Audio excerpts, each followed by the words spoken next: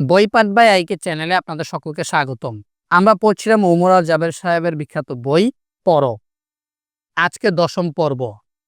এই উদাহরণ দিয়ে আল্লাহ কি বুঝাতে চান? ইন্নাল্লাহা লা ইয়াস্তাহি আইয়াদরিবা মাসালাম মা বাউদাতাম ফামা ফাওকাহা ফাআম্মাল্লাযীনা আমানু ফায়ালামুনা আন্নাহুল হক মির রাব্বিহিম ওয়া আম্মাল্লাযীনা কাফারু ফায়াকুলুনা মাযা আরাদাল্লাহু বিহাযা মাসালান ইউদিল্লু বিহি কাসীরা ওয়া ইয়াহদি বিহি কাসীরা ওয়া মা ইউদিল্লু বিহি ইল্লাল ফাসিকিন। স্ত্রী মশার মতো ছোট কিছু বা তার চেয়ে বড় কিছু উদাহরণ দিতে আল্লাহ তাআলা লজ্জাবোধ করেন না। বিশ্বাসীরা জানে যে এটি তাদের প্রভুর কাছ থেকে আসা সত্য, কিন্তু অবিশ্বাসীরা বলে এই উদাহরণ দিয়ে আল্লাহ কি বুঝাতে চান? এর দ্বারা তিনি অনেককে বিপথে যেতে দেন এবং এর দ্বারা তিনি অনেককে সঠিক পথ দেখান, কিন্তু শুধু চরম অবাধ্যদেরই তিনি বিপথে যেতে দেন। সূরা বাকারা 26। মশা, এত কিছু থাকতে মশা, আল্লাহ তাআলা কি আরো বড় কিছু যেমন হাতি, ডাইনোসর এগুলো উদাহরণ দিতে পারতেন না? এখানেই হচ্ছে মানুষের সমস্যা। যারা মনে করে সে নিজে অনেক কিছু জানে, বিজ্ঞান নিয়ে অনেক পড়াশোনা, তাকে মশার উদাহরণ দিলে কেন হাতির কথা বলা হলো না তা নিয়ে তর্ক করে। হাতির উদাহরণ দিলে কেন ডাইনোসরের কথা বলা হলো না সেটা নিয়ে তর্ক করে। তাদের তর্কের কোনো শেষ নেই।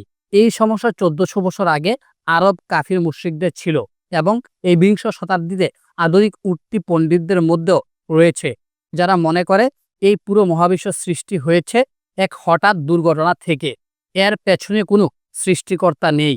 একইভাবে এই ধরনের সমস্যা আজকালকার আধুনিক মুসলিমদেরও আছে, যারা মনে করে কোরআনের বাণীর মধ্যে অনেক গাপলা আছে এবং তারা চিন্তা ভাবনা করে আল্লাহর পরিকল্পনা এবং সৃষ্টির মধ্যে অনেক ফাঁক ফোকর বের করে ফেলেছে। এই ধরনের তর্কের মধ্যে যাবার আগে আমাদের প্রথমে আল্লাহ বলতে আমরা কি ধরনের সত্তার কথা বলছি তার সম্পর্কে কিছু ধারণা থাকা দরকার।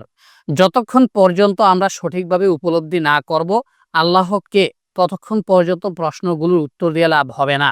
সব সময় একটা কিন্তু থেকেই যাবে। আজ থেকে মাত্র 50 বছর আগেও আপনি যদি কাউকে বলতেন আপনি ফার্ম গেটে বাসে ঝুলতে ঝুলতে আমেরিকায় সরাসরি কথা বলতে পারবেন, সে আপনাকে পাগল ভাবত। কিন্তু এখন দেখুন আমাদের সবার হাতে মোবাইল ফোন রয়েছে।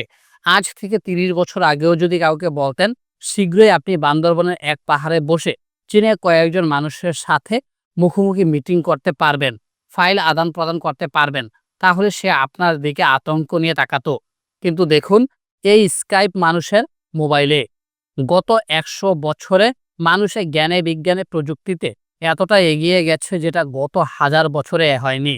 এখন চিন্তা করে দেখুন, যে সত্তা 1600 কোটি বছর আগে মহাবিশ্ব এবং সময় সৃষ্টি করেছেন, যিনি মানুষের মতো অত্যন্ত বুদ্ধিমান প্রাণী সৃষ্টি করতে পারেন, যিনি এই বিশাল পৃথিবীকে সৃষ্টি করতে পারেন এবং আরো 10 লক্ষ কোটি এরও বেশি গ্রহ নক্ষত্র সৃষ্টি করে তাদের রক্ষণাবেক্ষণ করতে পারেন, তিনি আমাদের থেকে কত উপরে।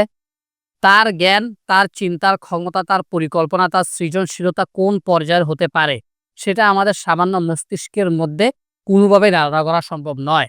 যারা আল্লাহর সিদ্ধান্তকে চ্যালেঞ্জ করে নানা ধরনের প্রশ্ন করেন তারা আসলে আল্লাহকে সেটা বুঝে না। তারা মনে করে তারা তাদের বিবেক বুদ্ধি ব্যবহার করে আল্লাহর জ্ঞান সিদ্ধান্ত কাজের মধ্যে অনেক ফাঁক ফোকর বের করে ফেলেছে। ভাবটা এমন, আল্লাহ তাআলা অনেক কিছু বুঝেননি যেটা তারা বুঝে। যেমন বিবর্তনবাদের প্রবক্তা চার্লস ডারউইন মানুষের শরীরে কিছু অপ্রয়োজনীয় জিনিসের তালিকা বের করেছে, বলেছিল এগুলো সেই সময়ে লাগতো যখন আমরা বাদরের বংশ ছিলাম, পাহাড় বাইতাম, গাছে চড়তাম। এখন এগুলো দরকার নেই। কিছু অঙ্গ যেমন অ্যাপেন্ডিক্সকে তো বিলেনি বানিয়ে দেওয়া হয়েছিল। অ্যাপেন্ডিসাইটিসের সমস্যা তৈরি করা ছাড়া এর নাকি আর কোনো কাজ নেই। এরপরে আস্তে আস্তে আবিষ্কার হলো লসিকা তন্ত্রের অঙ্গ হিসেবে রোগ প্রতিরোধেই নয়, পরিপাক তন্ত্রের দরকারি ব্যাকটেরিয়াদের আবাদে অ্যাপেন্ডিক্স এর অনেক ভূমিকা আছে। নানা রকম হরমোন আবিষ্কার হওয়ার পরে পিনিয়াল, পিটুইটারি কিংবা থাইরয়েড গ্রন্থির কাজ জানা গেছে, অথচ এর আগে এগুলোকে ভেস্টিজিয়াল, ফালতু, অদরকারি এর তালিকা রাখা হয়েছিল। ফ্রান্সিস ক্রিক, যিনি ডিএনএ অণুর গঠন আবিষ্কার করে নোবেল পুরস্কার পেয়েছিলেন, 1980 সালে বিখ্যাত আন্তর্জাতিক বৈজ্ঞানিক জার্নাল নেচারে লিখলেন, জাঙ্ক ডিএনএ কোনো কাজের নয়। মানব কোষের 97% ডিএনএ এর কোনো কাজ খুঁজে না পেয়ে তারা সিদ্ধান্ত নিলেন এগুলো বিবর্তনের দ্বারায় কোষে জমে থাকা আবর্জনা মাত্র। অথচ 2012 সালে এনকোড এর গবেষণা শেষে দেখা যায় যে মানব কোষের 75% ডিএনএ এর ট্রান্সক্রিপশন হয়, অর্থাৎ তারা ডিএনএ থেকে আরএনএ তে রূপান্তরিত হয়। যে বিজ্ঞানীদের বৈজ্ঞানিক গবেষণার উদ্ধৃতি দিয়ে আমরা কোরআন সুন্নাহকে বাতাসে উড়িয়ে দেই, সেই বিজ্ঞানীদের মত বদলাতে সময় লেগেছে মাত্র 32 বছর। যারা এই সময়ের মাঝে বিজ্ঞানীদের প্রতি ঈমান এনে আল্লাহকে তার নিখুঁত ডিজাইনকে অস্বীকার করে কবরে চলে গেল, তাদের কি হবে? কোনো কিছুর কাজ কি সেটা যদি আমরা না জানি, তাহলে তা আমাদের জ্ঞানের সীমাবদ্ধতা, স্রষ্টার ডিজাইনের ত্রুটি নয়।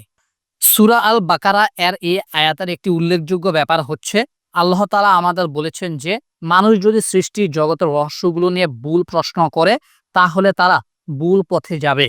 কিন্তু যারা বিশ্বাসী তারা জানে যে এই সৃষ্টির জগৎ হচ্ছে এক অদ্বিতীয় সৃজনশীল সত্তা, অনুপম সৃজনশীলতার নিদর্শন। তারা তখন খুঁজে বের করার চেষ্টা করে মশার মধ্যে এমন কি আছে যে এত কিছু থাকতে মশার উদাহরণ সৃষ্টিকর্তা নিজে দেওয়া প্রয়োজন মনে করলেন।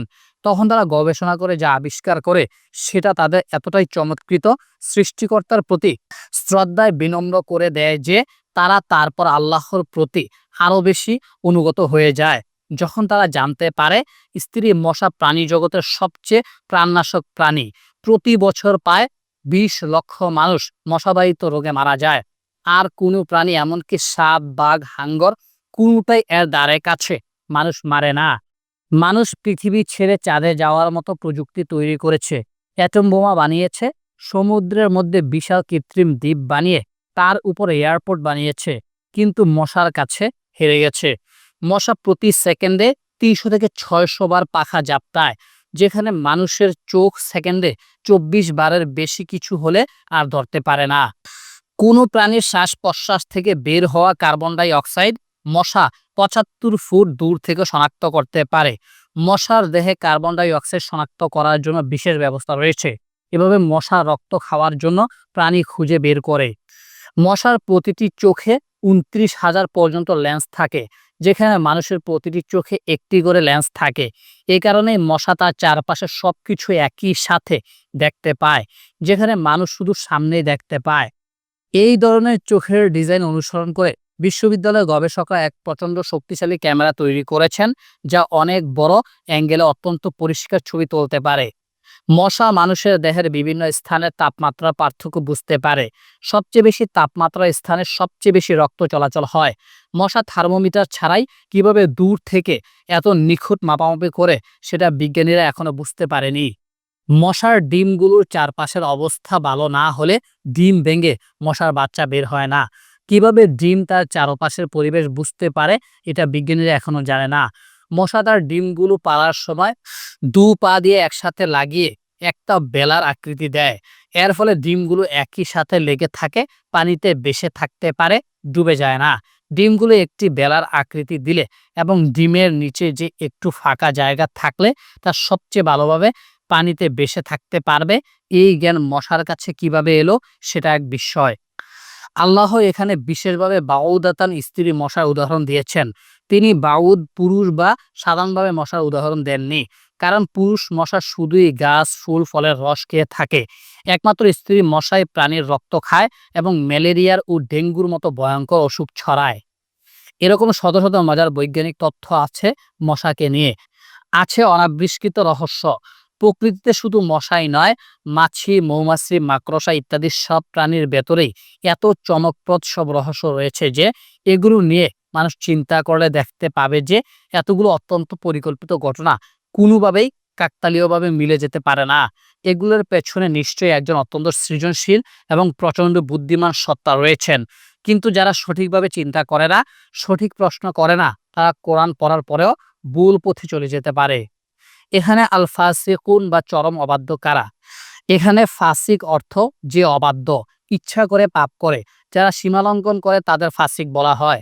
আল্লাহ আমাদের কিছু সীমার ভেতরে থাকতে বলেছেন। আমরা যখনই সেগুলো অতিক্রম করব, তখনই আমরা ভুল পথে যাব, ফাসিক হয়ে যাব।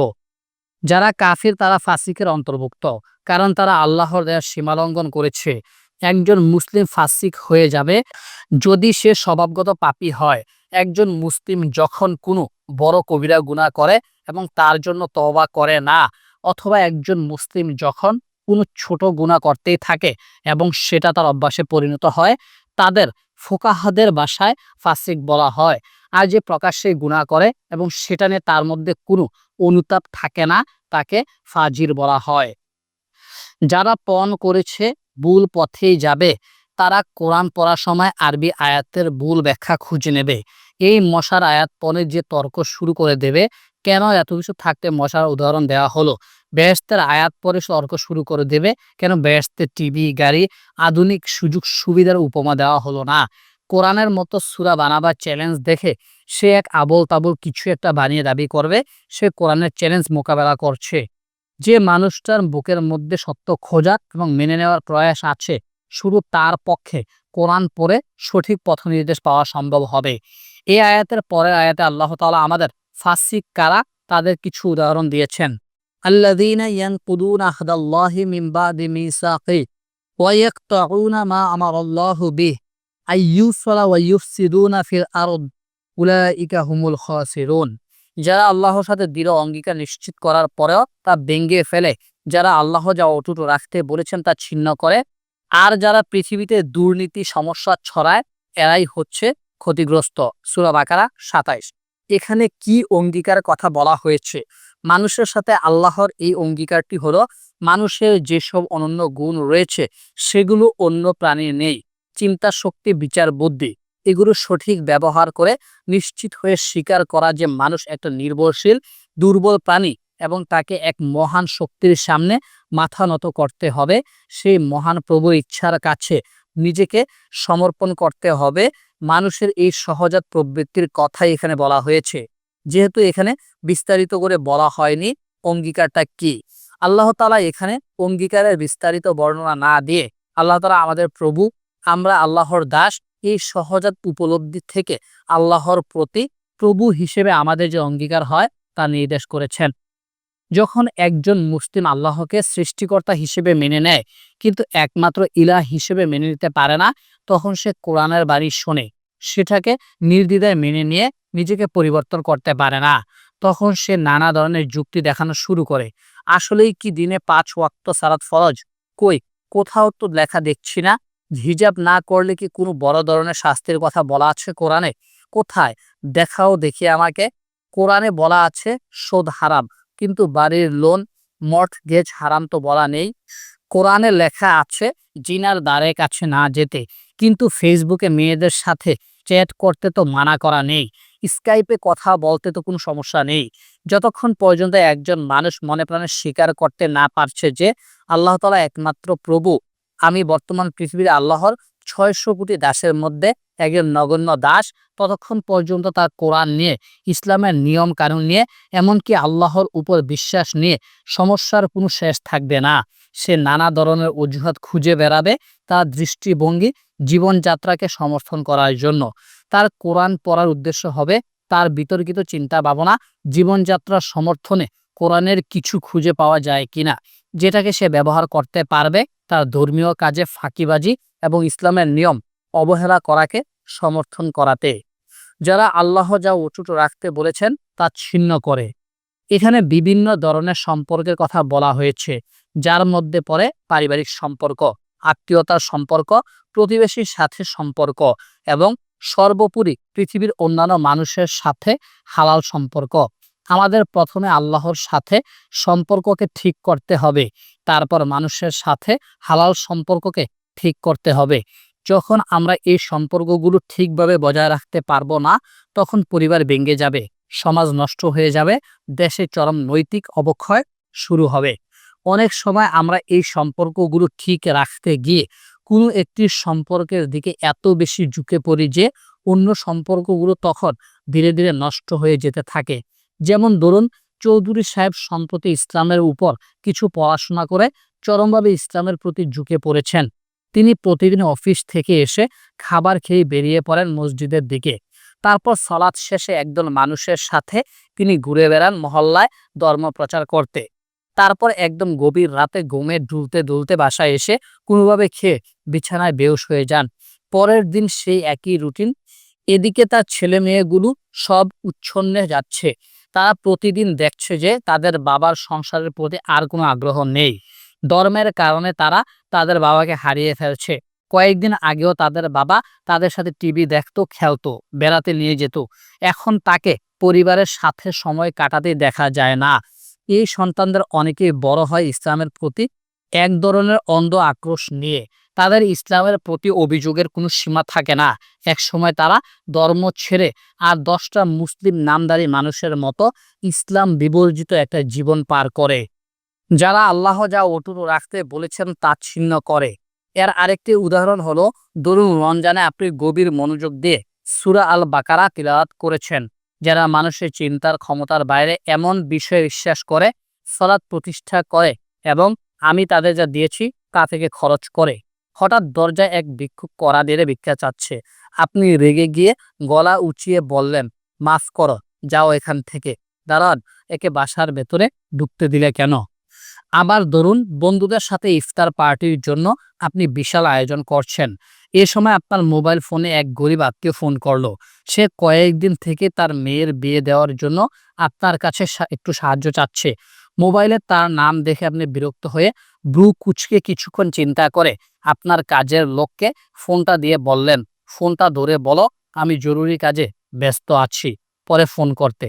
এ কারণে আল্লাহ তাআলা আমাদের সাবধান করে দিয়েছেন যেন আমরা সম্পর্কগুলো অটুট রাখি। একজন প্রকৃত মুসলিম আল্লাহর সাথে সম্পর্ক বজায় রাখতে গিয়ে অন্যান্য হালাল সম্পর্কগুলো নষ্ট করে ফেলে না। সে বন্ধুর সাথে সম্পর্ক বজায় রাখতে গিয়ে আত্মীয়তার সম্পর্ককে কম গুরুত্ব দেয় না। তাকে সব ব্যাপারে খুব সাবধানে ভারসাম্য বজায় রাখতে হয়। যারা আল্লাহর সাথে তাদের অঙ্গীকার ভেঙে ফেলে, যারা তাদের সম্পর্কগুলোকে ছিন্ন করে দুনিয়াতে সমস্যা সৃষ্টি করে, এদের আল্লাহ তাআলা বলেছেন খাসিরুন, অর্থাৎ যারা ক্ষতিগ্রস্ত, যারা হারিয়ে ফেলেছে, যারা আখিরাতে বিশাল ক্ষতিতে পড়েছে।